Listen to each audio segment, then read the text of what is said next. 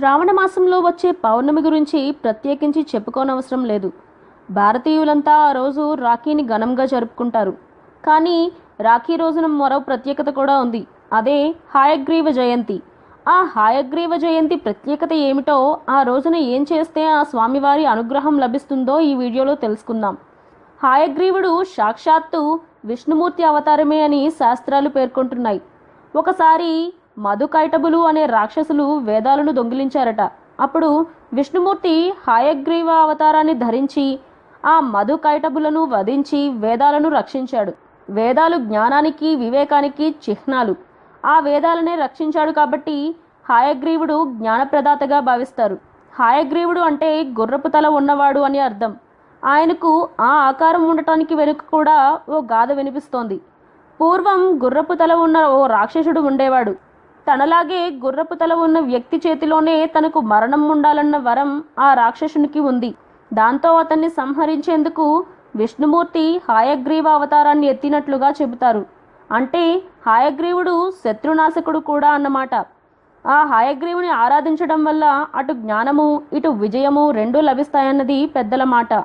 హయగ్రీవుడు విష్ణుమూర్తి అవతారమే అయినప్పటికీ ఆయనలో సకల దేవతలు కొలువై ఉన్నారని పురాణాలు పేర్కొంటున్నాయి.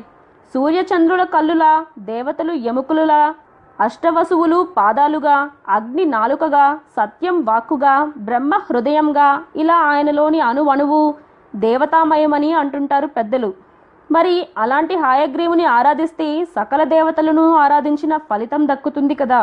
హయగ్రీవుని ఆరాధన ఇంత విశిష్టమైనది కనుకే కొందరు ప్రత్యేకించి హయగ్రీవుని ఉపాసిస్తారు. అత్యంత నిష్ఠతో కూడుకున్న హయగ్రీవ ఉపాసన అందరికీ సాధ్యం కాదు కాబట్టి కనీసం హయగ్రీవ జయంతి రోజున అయినా ఆయనను ఆరాధించాలి. హయగ్రీవుడు లేదా విష్ణుమూర్తి ఉన్న పటాన్ని పూజగదిలో ఉంచి హయగ్రీవ స్తోత్రాన్ని కానీ హయగ్రీవ అష్టోత్తర శతనామావళిని కానీ పఠించాలి. ఏదీ కుదరకపోతే కనీసం జ్ఞానానందమయం దేవం నిర్మల స్ఫటికాకృతిం ఆధారం సర్వ విద్యానాం హయగ్రీవం ఉపాస్మహే అనే మంత్రాన్నైనా పఠించాలి. హయగ్రీవునికి తెలుపు రంగు పూలు, యాలకులతో చేసిన మాల, గుగ్గిళ్ల నైవేద్యం చాలా ఇష్టమని చెప్తారు. ఇవన్నీ మనకు అందుబాటులో ఉండేవే కాబట్టి వాటిని ఆయనకు అర్పించిన ఆయన అనుగ్రహాన్ని పొందే ప్రయత్నం చేయాలి. ఇంతకు ముందు చెప్పుకున్నట్లుగా హయగ్రీవుడు జ్ఞానప్రదాత. అందుకనే చాలామంది హయగ్రీవ జయంతిని శుభప్రదంగా భావించి ఆ రోజున అక్షరాభ్యాసం కూడా చేసుకుంటారు. ఈరోజు ఆయన్ను ఆరాధించిన వారికి సకల విద్యలు అబ్బుతాయని, అన్ని ఆటంకాలు తొలగిపోతాయని చెబుతారు.